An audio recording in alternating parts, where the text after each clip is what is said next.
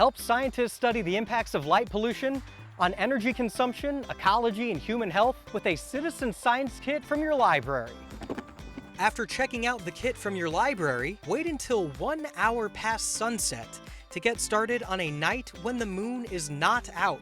The kit includes an instruction booklet, a sky quality meter, a red LED flashlight to help protect your nighttime vision, and a planisphere to help identify constellations in the night sky. After reading through the instruction booklet, you're ready to begin.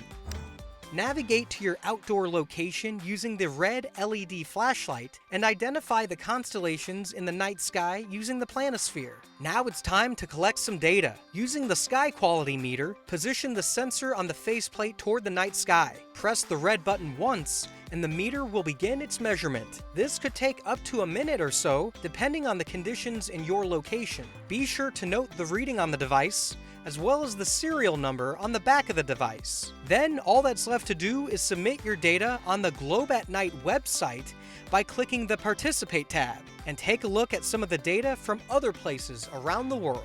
When you're finished, return the kit back to the library and check another citizen science kit out to keep the research going.